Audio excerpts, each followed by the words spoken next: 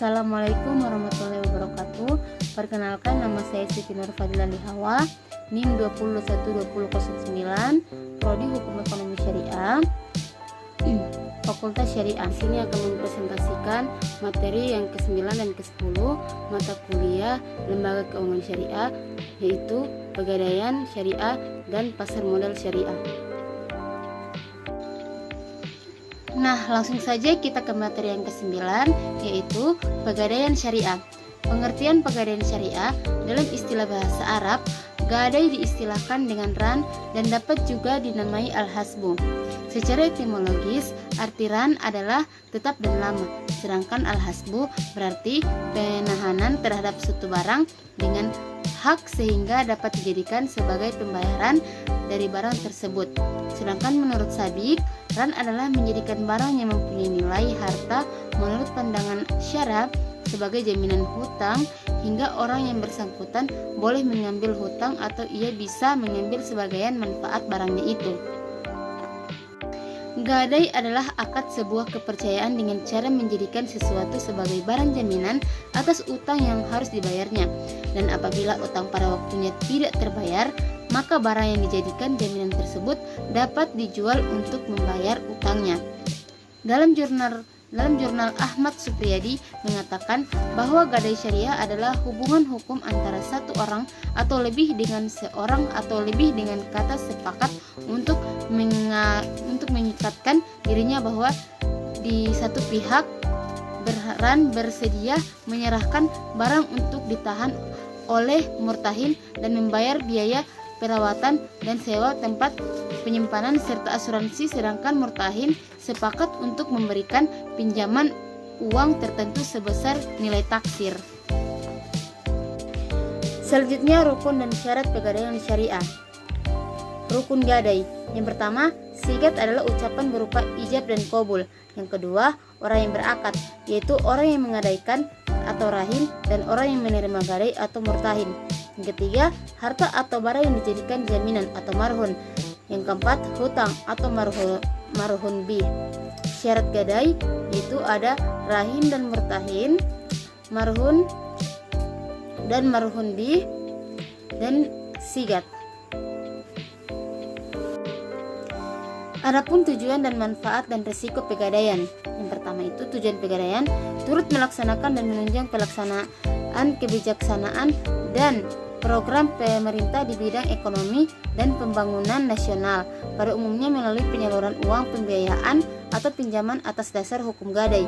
Yang kedua itu pencegahan praktik ijon, pegadaian gelap, dan pinjaman tidak wajar lainnya. Pemanfaatan gadai bebas bunga pada gadai syariah memiliki efek jaring pengaman sosial karena masyarakat yang butuh dana mendesak tidak lagi dijerat pinjaman atau pembiayaan berbasis bunga. Yang kedua, manfaat pegadaian. Bagi nasabah, tersedianya dana dengan prosedur yang relatif sederhana dan dalam waktu yang lebih cepat dibandingkan dengan pembiayaan kredit perbankan. Nasabah juga mendapat manfaat penaksiran nilai barang bergerak secara profesional, mendapatkan fasilitas penitipan barang bergerak yang aman dan dapat dipercaya.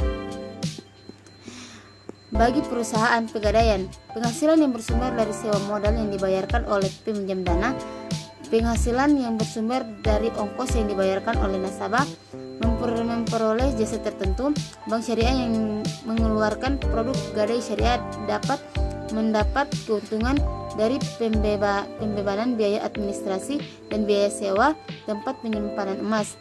Pelaksanaan misi perum pegadaian sebagai BUMN yang bergerak di bidang pembiayaan berupa pemberian bantuan kepada masyarakat yang memerlukan dana dengan prosedur yang relatif sederhana. Risiko pegadaian yaitu risiko tak terbayarkan utang nasabah, wahan prestasi. Yang kedua, risiko penurunan nilai aset yang ditahan atau rusak. Nah, selanjutnya yaitu materi yang ke-10 tentang pasar modal syariah.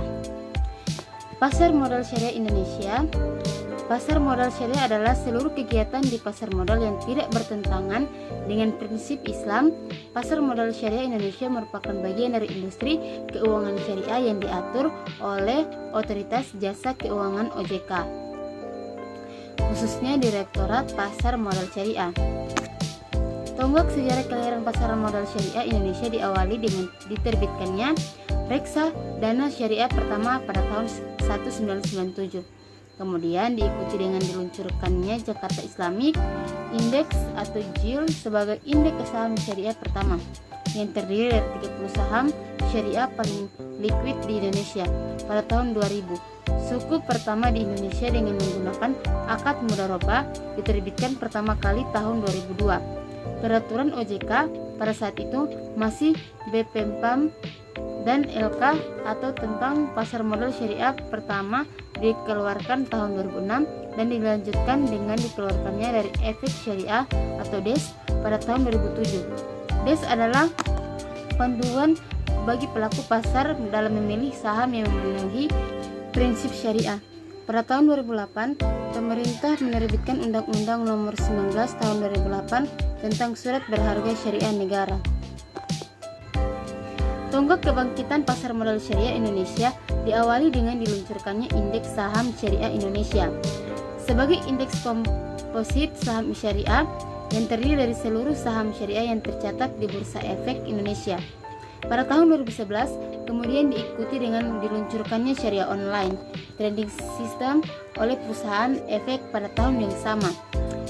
SOTS adalah sistem pertama di dunia yang dikembangkan untuk memudahkan investor syariah dalam melakukan transaksi saham sesuai prinsip Islam.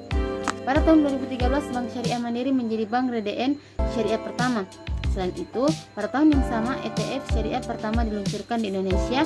Bank Panin Syariah menjadi emiten syariah pertama yang tercatat di Bursa Efek Indonesia pada tahun 2014. Sebagai negara dengan penduduk muslim terbanyak di dunia, Indonesia adalah negara yang memiliki pangsa pasar modal syariah terbesar di dunia. Di sisi lain, rasio nilai kapitalis pasar terhadap GDP atau Gross Domestic Product Indonesia masih di bawah 50%.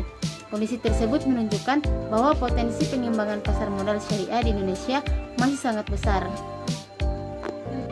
Selanjutnya yaitu prinsip syariah di pasar modal Indonesia.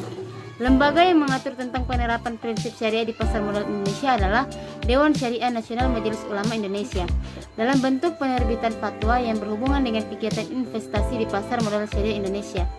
Fatwa pertama tentang pasar modal syariah yang diterbitkan DSN MUI pada tahun 2001 adalah Fatwa No 20 tentang penerbitan reksadana syariah. Pada tahun 2003, DSN MUI menerbitkan Fatwa No 40 tentang pasar modal dan pedoman umum penerapan prinsip syariah di bidang pasar modal. Kemudian pada tahun 2011 DSN MUI menerbitkan Fatwa Nomor 80 tentang penerapan prinsip syariah dalam mekanisme perdagangan efek bersifat ekuitas di pasar reguler bursa efek. Agar penerapan prinsip-prinsip syariah di pasar modal Indonesia menjadi lebih mengikat dan mempunyai kepastian hukum, OJK mengonversi prinsip-prinsip syariah di pasar modal Indonesia ke dalam peraturan OJK nomor 50 PJOK 04 2015 tentang penerapan prinsip syariah di pasar modal. Selanjutnya, akad dalam penerbitan efek syariah di pasar modal Indonesia. OJK telah mengatur tentang akad-akad yang dapat digunakan dalam setiap penerbitan efek syariah di pasar modal Indonesia melalui peraturan OJK nomor 53 PJOK 04 2015. Meskipun demikian, pada dasarnya semua akad yang memenuhi prinsip syariah dapat digunakan dalam penerbitan efek syariah sepanjang tidak bertentangan dengan peraturan OJK yang berlaku. Adapun akad-akad yang dapat digunakan dalam penerbitan efek syariah di pasar modal Indonesia menurut peraturan tersebut adalah akad ijarah, istisna, kafalah, mudharabah, musyarakah, dan wakalah. Nah, terima kasih teman-teman. Itulah presentasi saya. Jika ada yang ingin bertanya, cek di komentar ya.